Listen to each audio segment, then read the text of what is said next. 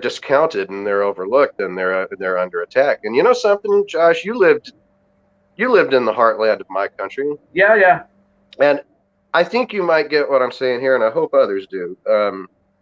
We want to make it like, or at least the mainstream media wants to make it like Biden's electoral college victory is this grand mandate of anti-Trumpism, and that's not right. I mean, No. the vote in this country, popular vote, was 81 million to 74 million. Now, in a basketball game, 81 to 74 is a pretty close bucket contest. And the fact is, Donald Trump won 30 out of 50 states. He just didn't win the most populous ones. And if we continue to ignore and treat the people in the Midlands of this country, between the Rockies and the Appalachians, like they're fucking rubes, like they're hicks, like they don't matter, why would they not feel under attack by a coastal elitism? They fucking are, and they have a reason not to like that. And so, Let me go one step further, because you actually aren't going far enough. I've been having a debate with somebody for politics for 2 days, and they will refuse. They don't acknowledge the fact. Okay, 74 million people voted for Trump. In any other election, that would be a win. it's the second largest number of votes ever cast for a presidential candidate, so, second only to Joe Biden. Right. And they refuse to acknowledge this fact. They think that these people are racist or stupid. It's like, no. Some of them, sure, were racist. Some of them just followed on the crowd. But it's more than that. You have, again, part of it was Biden is responsible for, it played a big role in the way the prison system is constructed today. Right. Right. So ask a young African American or a young person from Mexico, like Puerto Rican or Mexican descent. Oh, yeah, Trump's share of the black vote increased from 2016 to 2020. Yeah, because it was Biden. Because what's the choice there? The guy that's openly is trying to polarize you, or the guy that's made money off you, right? You know where you're going with this, Josh. Too, there was. I wish I could remember this journalist's name. It's a wonderful piece in the Atlantic, and the author made the point that Trump's loss in November had more to do with anti-Trump vote than it did with pro-Biden vote. And a person, an elected leader with exactly the same policies and positions and exactly the same initiatives as Donald Trump, who was just a more skillful politician, would have won. Yeah. It's that he can't, it has to do with his personal failings.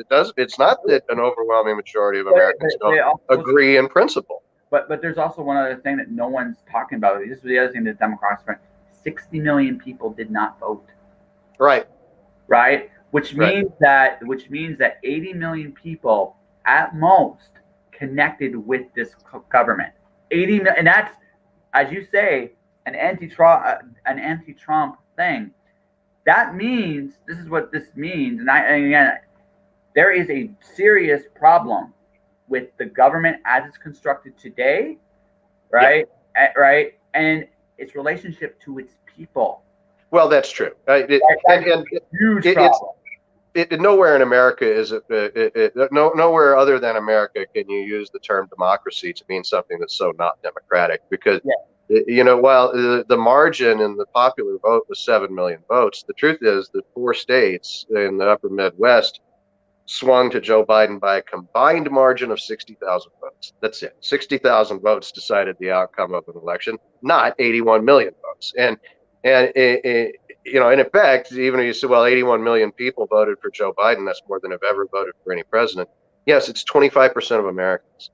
3 out of 4 Americans did not vote for the man who will be the president of the United States.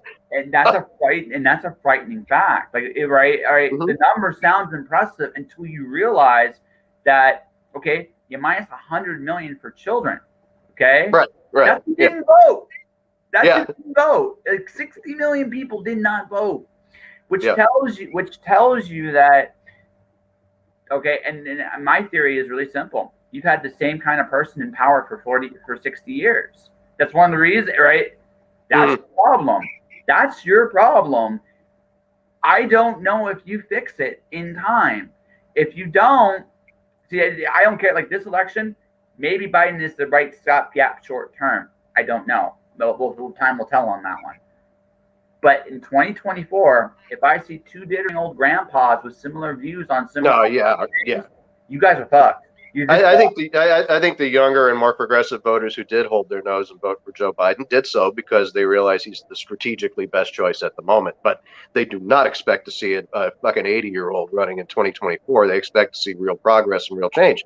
And I wish them all the best. I think what will help is that, old people die.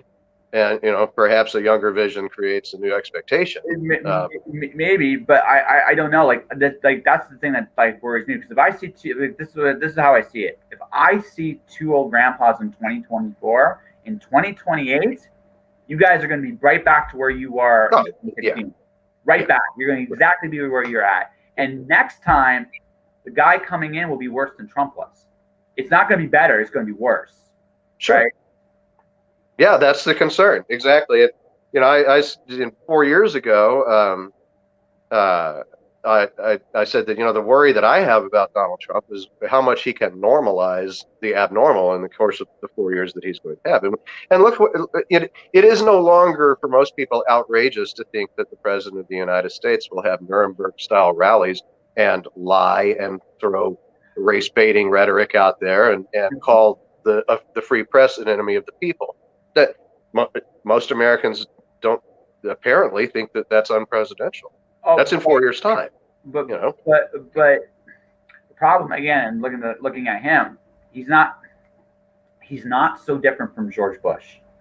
George Bush is not so different from his dad, obviously. His dad is not that different from Ronald Reagan. And in fact, Reagan and Trump, if you really look at them, they mirror each other in a frightening ways. Well, except insofar as Donald Trump is not an artful politician and Ronald Reagan was. No. The biggest difference between the two of them, Reagan was a smart, light, like he was a diplomat. He understood, right? But I would also argue to you, one of the big differences too is reality television, right? Oh, the world has changed. Now, you got to hand it to Donald Trump. For a man his age to catch on to the power of earned media and social media. Since 2015, there is, I'll just say, period. I don't care where you start. No human being in the history of the world has gotten more publicity than Donald Trump. Mm-hmm. Not the Beatles, not JFK, not Muhammad Ali, not Michael Jordan. I don't give a shit. Nobody, all put together, they haven't gotten it. For 5 years, there has been a 24-hour news cycle on multiple channels in multiple countries that talk about nothing but Donald Trump. And if the only thing worse than being talked about is not being talked about, he wins. No, now, hate the fucker all you want, but he's a man in his mid-70s who got it. Is his real power, which is why up until he lost, I haven't said a damn word about him because I understood what this game was. That's right. I didn't say a damn word. Now I can say it because he's going out the door. But the problem is he's carried, as you said, the abnormal's normal. He's carried things farther along that tree that started with Nixon. Now, right? Maybe they take a step back. I hope so. But I think what I think is going to happen is before you guys progress, and this is my unfortunate commentary about your country, you're going to have to fall. I think that's the only way you're going to do it. All right. So, a lot of people who agree with you.